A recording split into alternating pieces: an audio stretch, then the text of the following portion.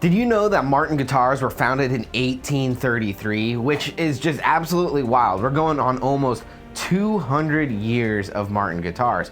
Real soon, it'll be here before you even know it. Thanks for watching Riff with Cliff. My name is Cliffhanger. Today we're gonna go over 30 facts about Martin guitars. So be sure and watch the whole video. Martin guitars were the first to use X bracing on their guitars. If you don't know what X bracing is, on the underside of the top of the guitar, you have braces that support the guitar that allow it to sound a lot better and give the guitar extra support and strength. Martin put an X brace on there, and they were the first ones to do so. They also made the dreadnought shape, the D1, the D28, and they really popularized that shape.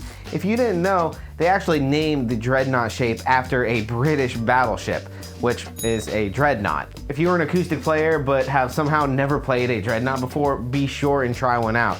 They have an absolutely huge, rich tonality to them. Martin has committed to using sustainably sourced wood, and they've even partnered with some great groups like the Rainforest Alliance, which helps to fight destroying our planet, which we are actively doing every day. And it's probably a reason why everything just keeps getting more expensive, especially in the guitar world. So it's good to know that Martin is a part of this. The brand has numerous signature models like Eric Clapton, Ed Sheeran, and John Mayer. I actually had the opportunity to play the newest John Mayer signature, and that thing sounded absolutely awesome. The triple O size. Martin introduced this guitar size in the early 1900s, and it is favored among fingerstyle players because it has a softer tonality. And the reason it has a softer tonality is probably because it has a smaller body. No one ever suspects the short ones. The Martin factory is in Nazareth, Pennsylvania, and you can go take a tour of it if you are so inclined. If you're in the Pennsylvania area, be sure and do so. It's open to the public.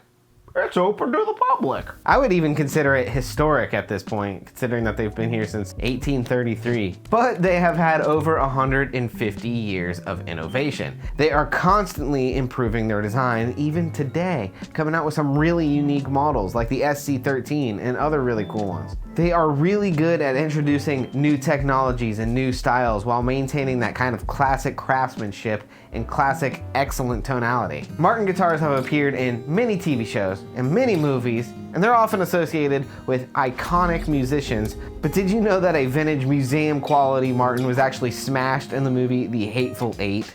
You can actually watch it happen if you go watch the movie.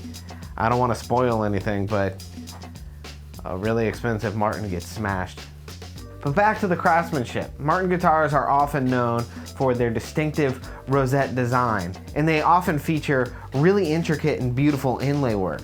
They hold several patents related to guitar design, including one for their unique neck construction. And let me tell you, them necks feel good.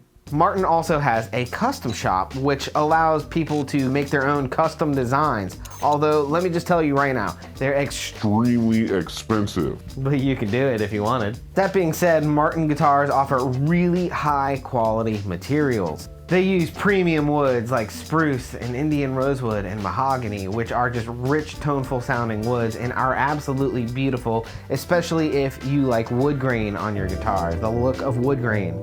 They have a legacy of craftsmanship. Many employees who work at Martin have been with the company for decades, so it must be a really good company to work for. You also probably get access to the best freaking Martin guitars in the world, but it really does ensure a high level of craftsmanship.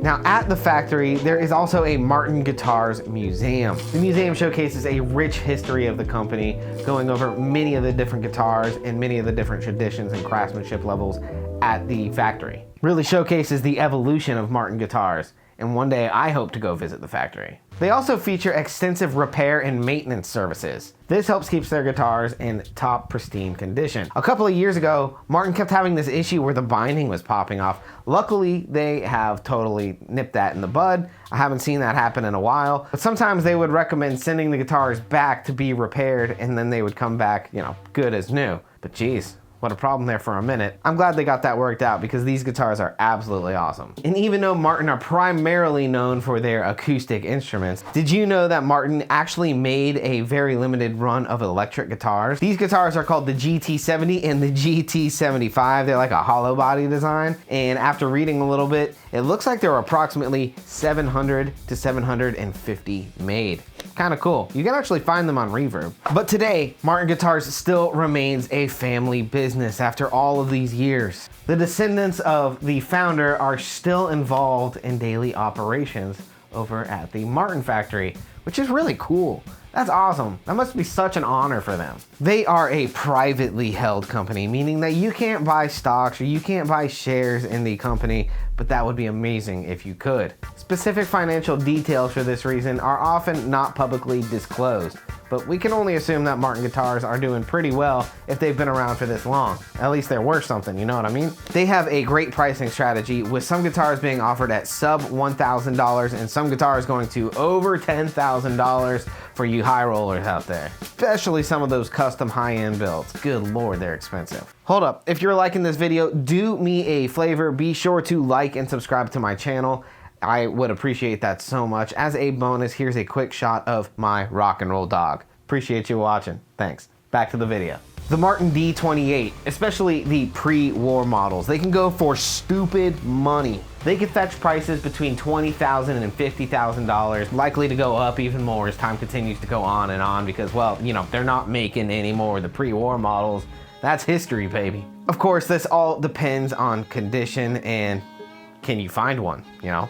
Crazy. Let's talk about the Martin D28 Authentic 1937. Now this model replicates the exact specifications of a Martin from 1937 and is supposed to be super faithful to what it was. And this guitar could sell for upwards of $8,000 to $12,000, which is, again, a lot of money in the Martin line. They also make high-end acoustic / electric guitars, or guitars that have a pickup in them. But most Martins at the high-end levels don't have a pickup in them.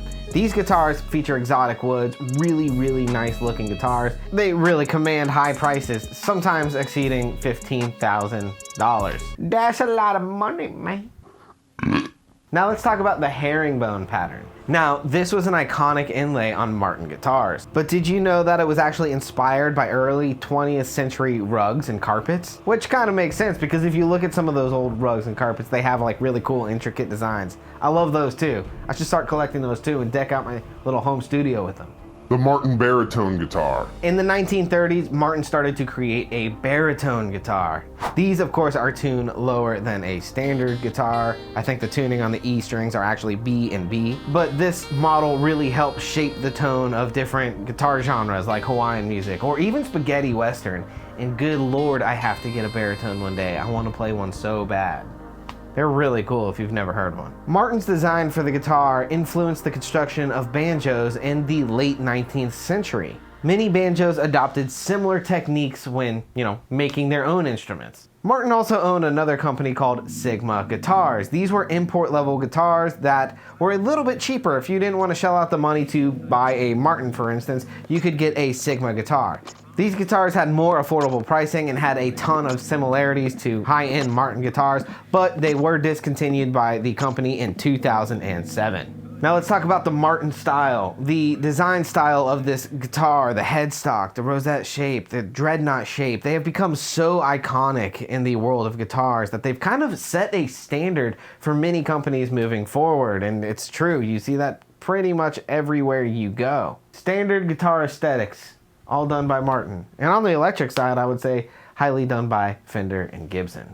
And the last fact for you in this video. Have you ever heard of the Monterey Pop Festival? This was a festival that was held in 1967. Martin guitars were prominently featured at the Pop Festival, which is often credited with launching the Summer of Love in the counterculture movement. Many legendary performances were held at this festival, including performances from Jimi Hendrix and Janis Joplin. And a lot of these artists showcased Martin guitars in their performances, which really just helped solidify Martin into rock and roll history. This connection not only highlights the brand's influence in shaping music, but also its enduring legacy and iconic moments of cultural significance. Thank you so much for watching. If you enjoyed this video, be sure to like and subscribe. If you want to see other content by me, be sure and check out these videos here. My name's Cliffhanger, and I will see you guys the next time I see ya. Thank you so much for watching, rockers. Peace!